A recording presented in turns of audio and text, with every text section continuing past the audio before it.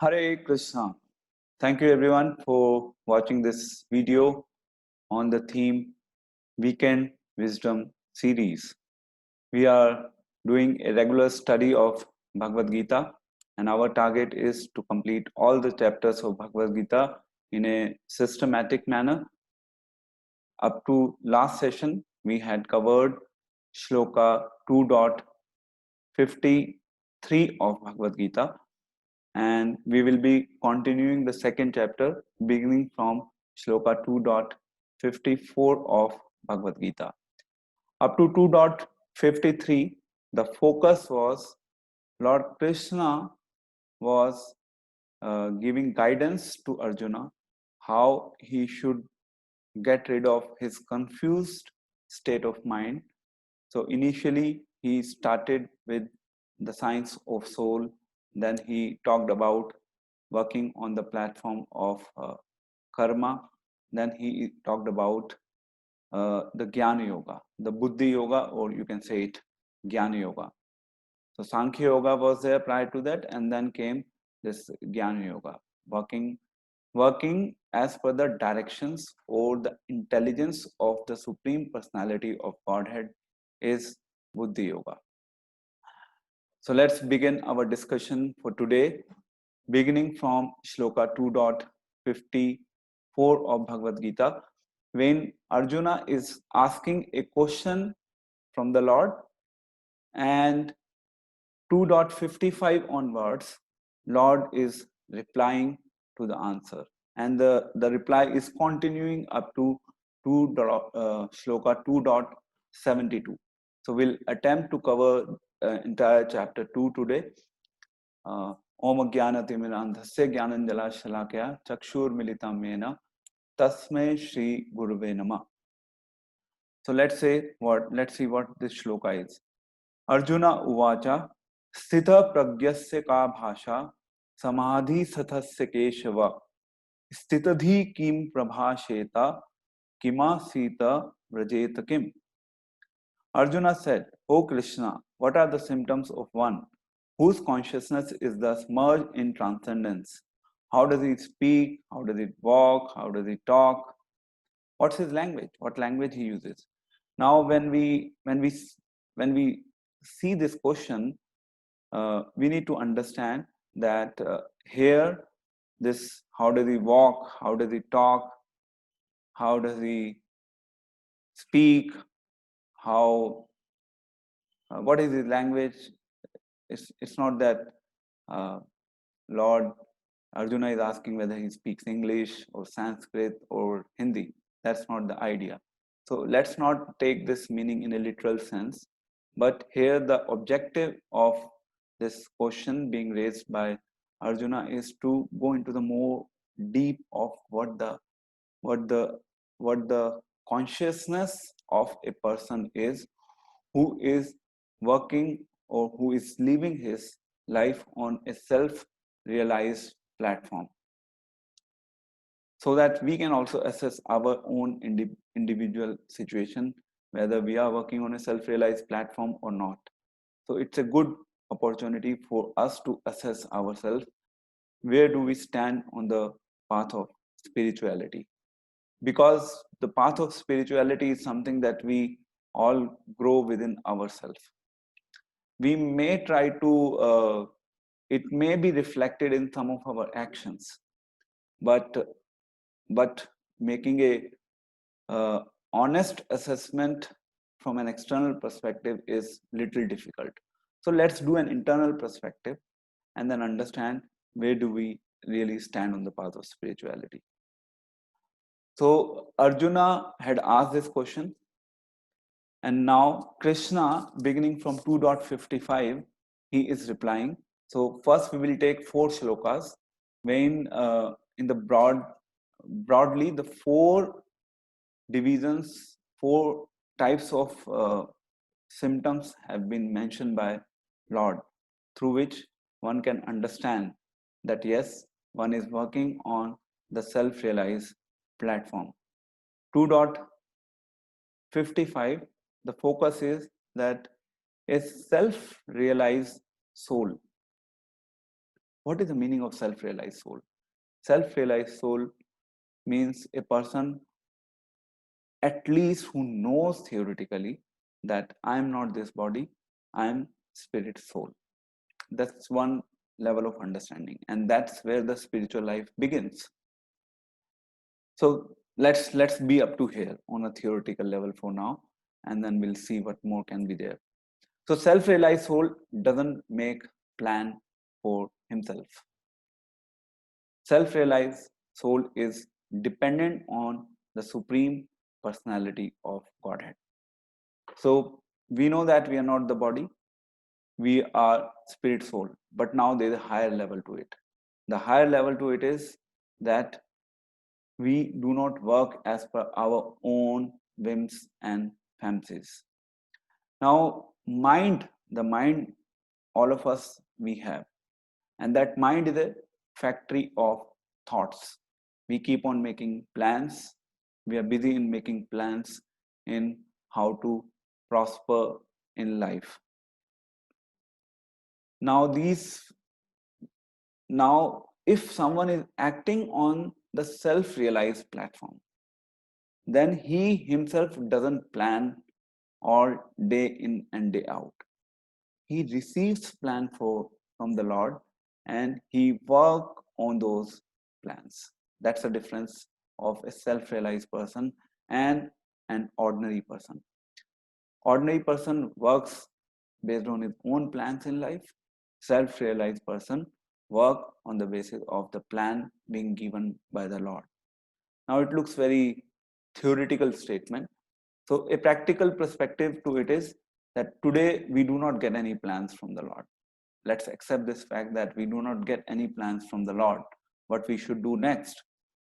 So let's consider our situation as a trainee. When we start working in an organization, in the initial phase of our life, we are being usually hired as a trainee.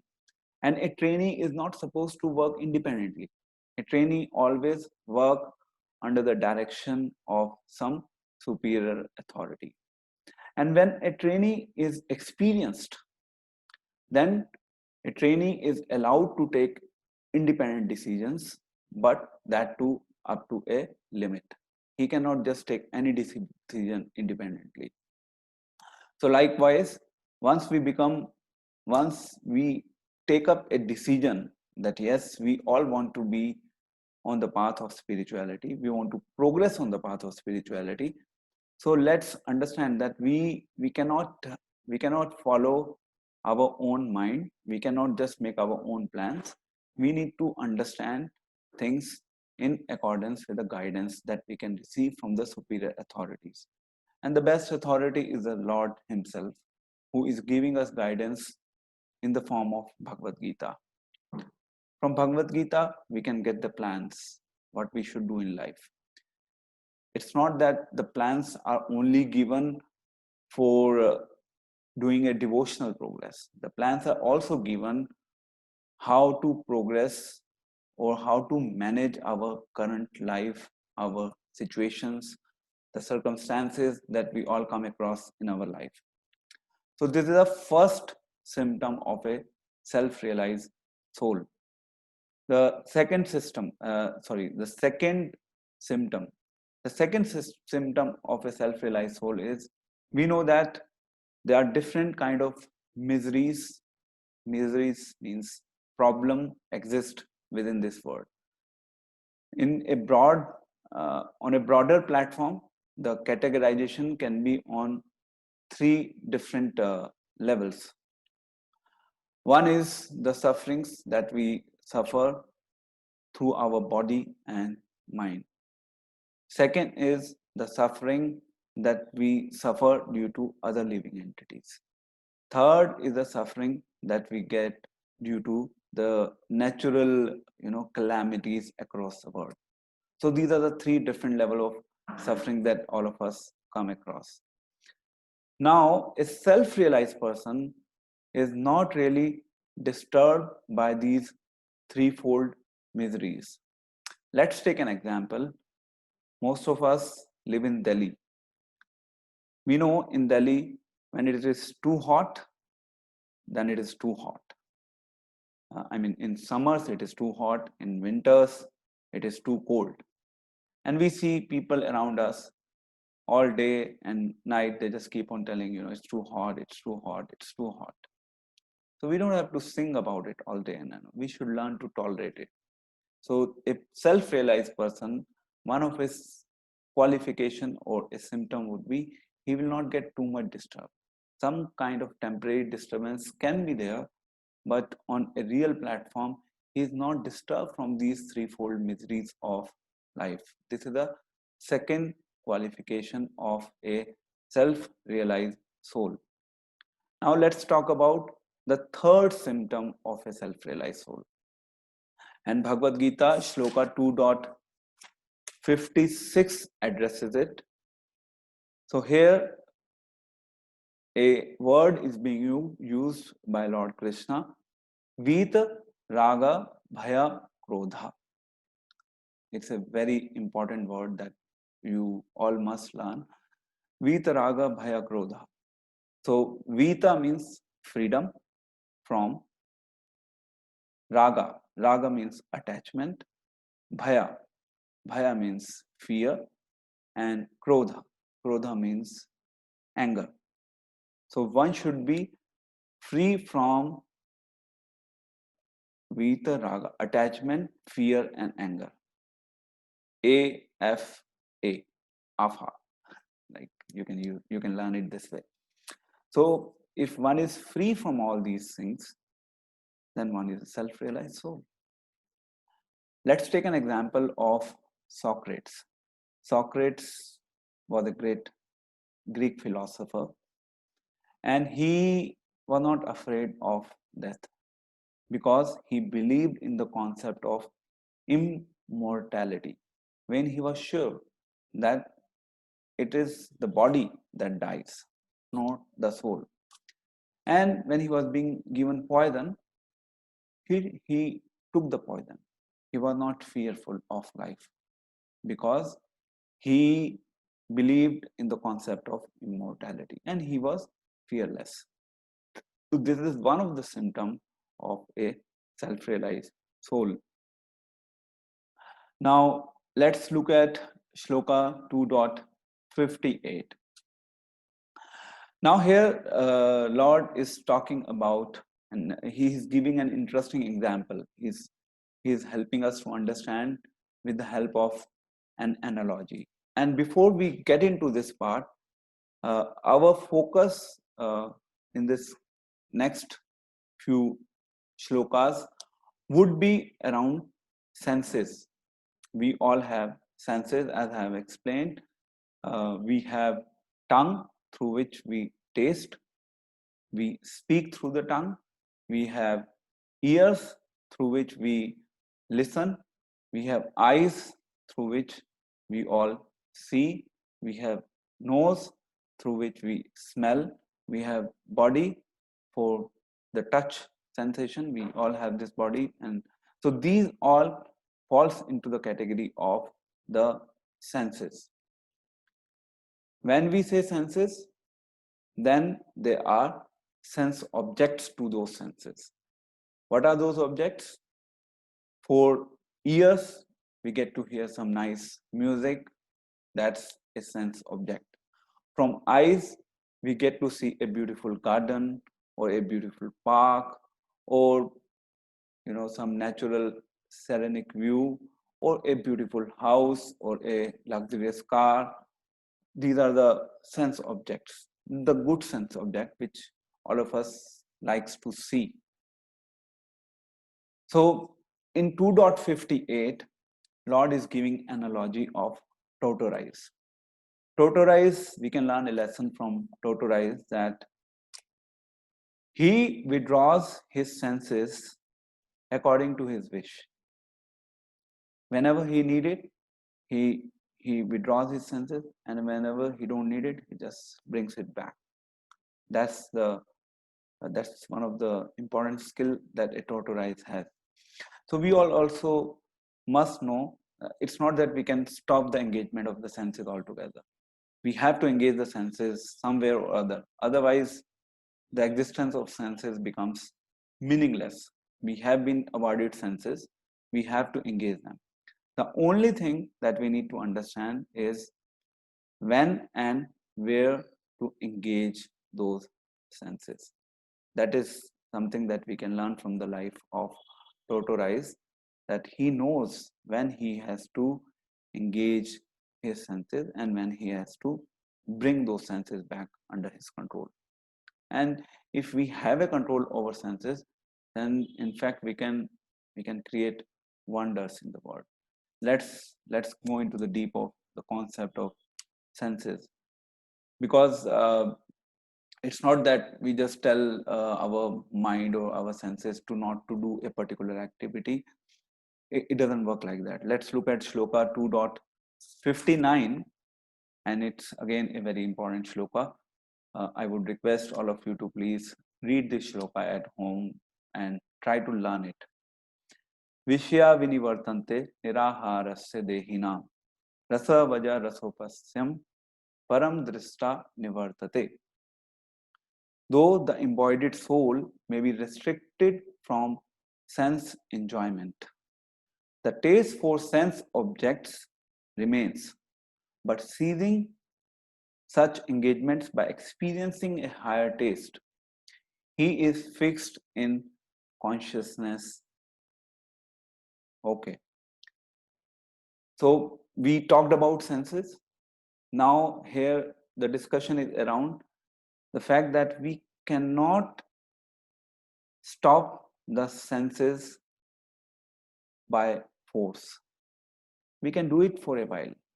We can do it for the time being. Temporarily, we can restrict our senses from indulging into some bad or nasty things, but we cannot do it forever. So what we should do? What is the alternative available? If you look at this shloka, the meaning of the shloka, there is an important word coming in there: higher taste. Higher taste means if we start experiencing higher taste by engaging our senses for a right cause, then we lose enjoyment for the lower objects within this world. And that's how we can control our senses. This is the safest mechanism of controlling one's senses. Let's take an example. When I was a child, and you all also must have experienced it, when I was a child, we used to have a lemon drink. In Hindi, it used to be called as kanche ki bottle. So the lemon drink used to be quite cheap, and we used to enjoy it quite a lot. When we grown up a little bit, we got exposure of Coca-Cola and Pepsi. Once we started tasting Limca, Coca-Cola, and Pepsi, then we eventually lost taste in that lemon drink. Why did that happen? Because we got the higher taste. And once we get a higher taste in life, we automatically renounce a lower taste that come across in the journey of our life. So we have to give some higher taste to our senses, to our mind, to our soul. Now, it may happen that the higher taste may not be experienced immediately. No problem. Everything demands patience in life. And if we will have patience to listen to this message of God, then the time will come when we will be hankering for listening the message of God. We'll be hankering to read what God is telling in Bhagavad Gita. We'll be hankering to talk about the message of God to others. That's a, that's a higher taste. And then no one is interested in different food stuff outside the market. We're not interested in just going to the bars and clubs and rave parties and all those things. So this is important shlok that we all must focus upon in life. So voluntarily, if we want to give enjoyment, then we have to give some higher taste. And the higher taste is flowing down from God. And if we connect our consciousness with God, then we can also experience that higher taste in our life. Let's move on.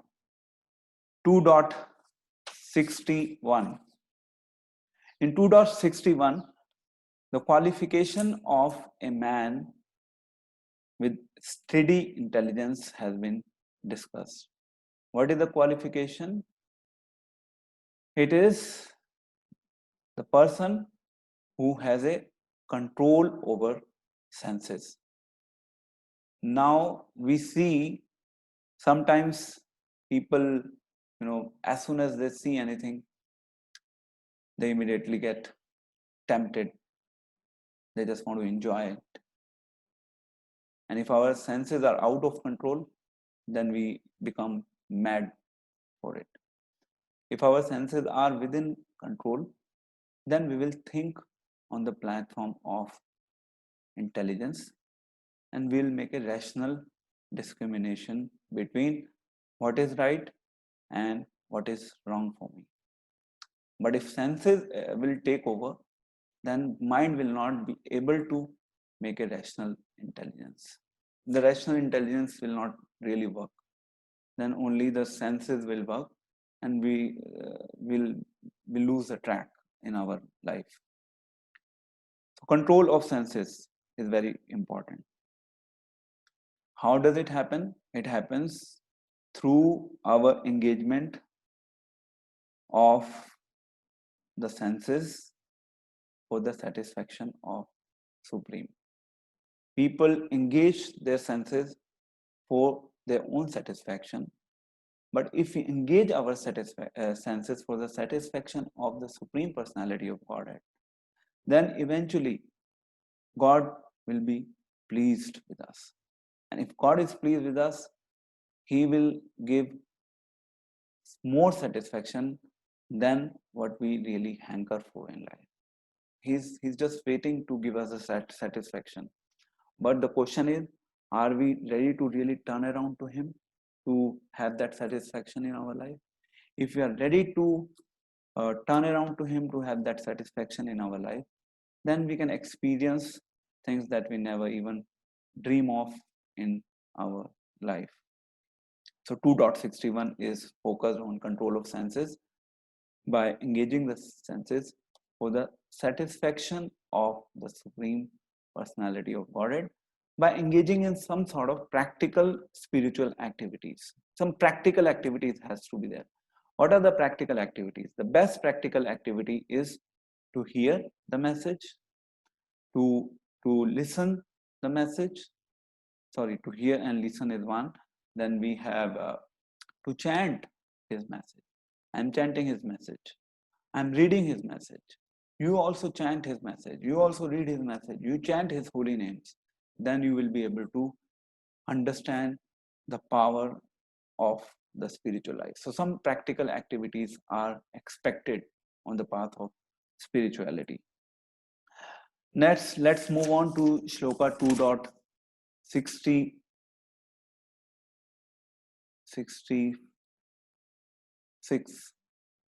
Okay. 2.66. Again, this is an interesting and an important shloka. So I'm trying to cover up only the important ones.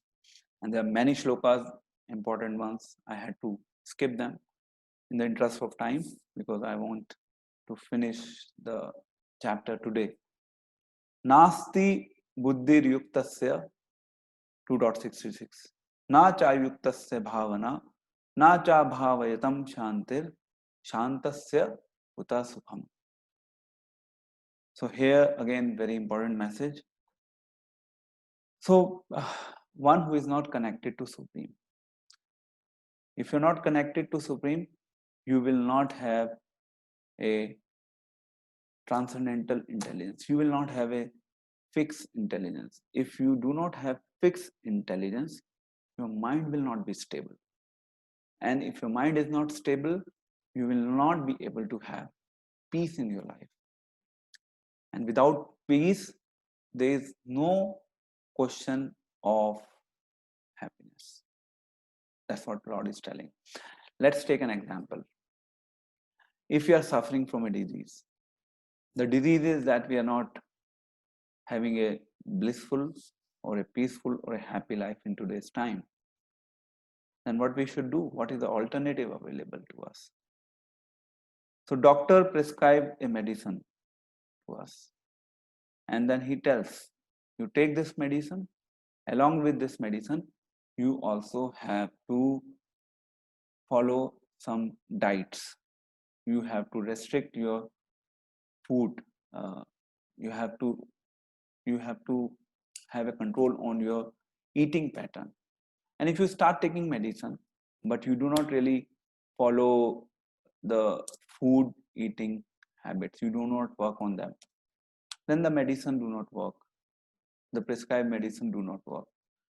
Likewise, we all want happiness, and none of us are an exception to it. We all want peace. None of us are an exception to it. But we do not want to connect our consciousness with Supreme. So, how it will work? It may work temporarily.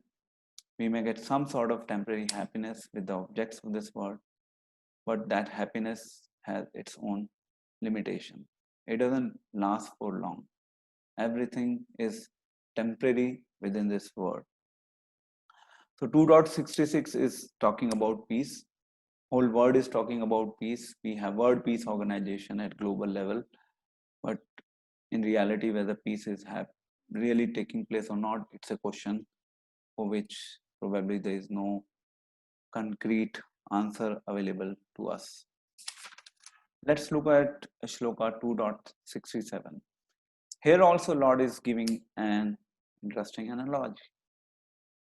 You see, Lord knows that just philosophy will not work for us. He has to provide examples. And if we understand those examples, then we can easily understand the message of Supreme Personality of Godhead. So here, Lord is giving an analogy with reference to a wind and a boat in the river.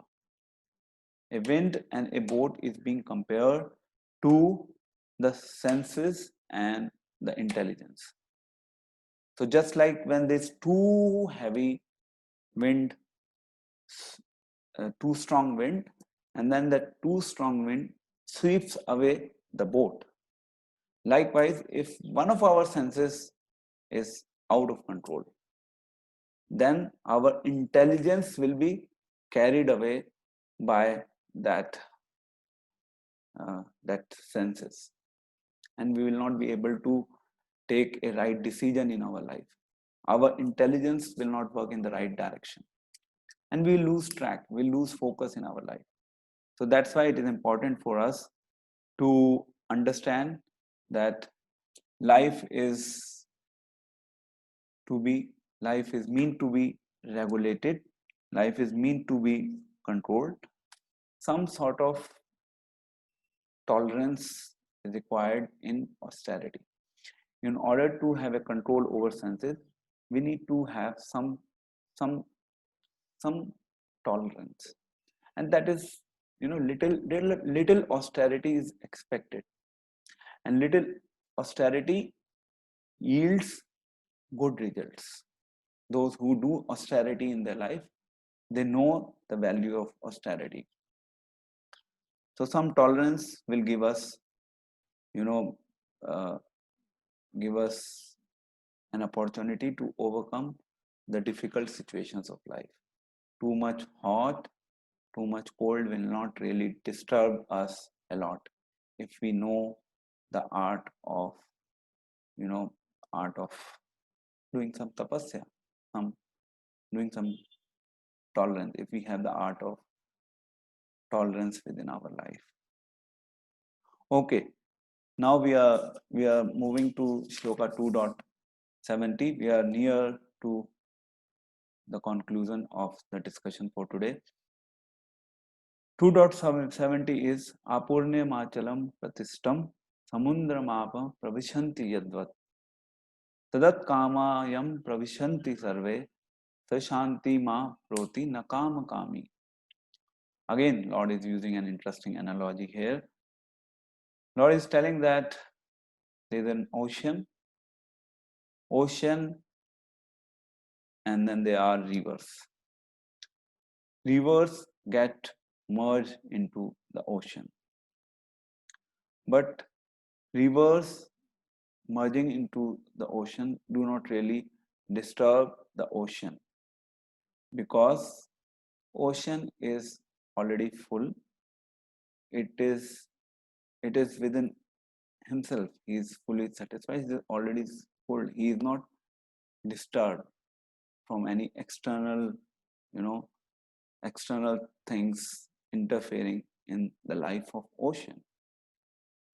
Likewise, if we are satisfied within ourselves by engaging ourselves in the right direction for a right cause, then we'll not be disturbed from the external dualities, external problems, or external objects of this world.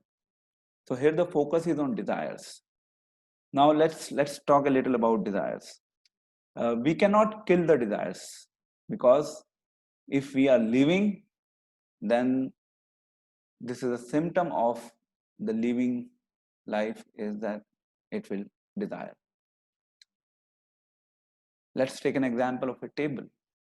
Table, if a table is standing at one place, then table will not desire that I have been standing at this place for so many years and please shift me to some other place.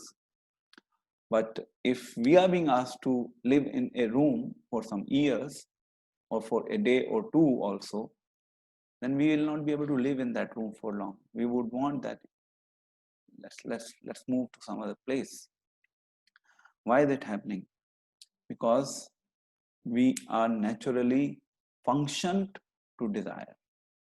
What we have to do, we have to dovetail our desires. We have to give a proper engagement to our desires. We have to transform our desires to render some meaningful service to God. And once we will start rendering that service, then we will feel complete within ourselves. The day we start feeling complete within ourselves, then we do not get disturbed from what is happening in this world. Like the example that Lord has quoted about the ocean and the river. If the ocean is completely full and satisfied within self, then ocean is not disturbed. Ocean is living the life happily.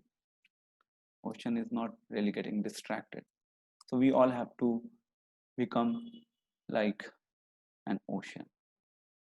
And then how many rivers may come to our life? It will not distract us, it will not disturb us. So we have concluded the second chapter of Bhagavad Gita today. I request all of you to please read it. Now the next part is okay. Quickly, what we have studied in the second chapter. Let me quickly do a quick recap. Just a minute. So chapter 2, the theme of the chapter 2 is contents of Gita summarized.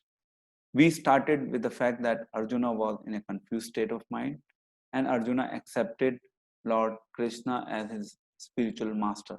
Initially Arjuna and Krishna were friends, but now Arjuna had accepted Lord as his spiritual master. Then Lord started with the science of soul. We discussed that. Then Lord talked about the karma kanda, that one should perform his duty. One should not be refrain in performing one's duty. Then Lord talked about karma yoga, when one should perform the action with the consciousness or understanding of linking that action for the satisfaction or welfare of Supreme Personality of Godhead. Then we had a discussion on Buddhi Yoga or Jnana Yoga, wherein the theme was around working as per the directions or the orders of the Supreme Personality of Godhead. And today we discussed on the theme of the symptoms of a self-realized soul. What is his behavior? So if we believe that we are progressing on the path of spiritual life, then eventually we also must have those symptoms, at least internally.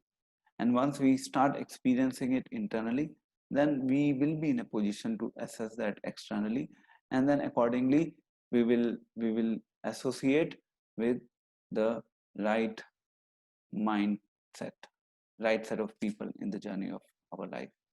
Thank you very much, everyone, for watching this video. I request you to please like it, subscribe it, and share it with others. We'll be continuing our discussion on the chapter 3 of Bhagavad Gita from the next session onwards. Thank you very much. Hare Krishna.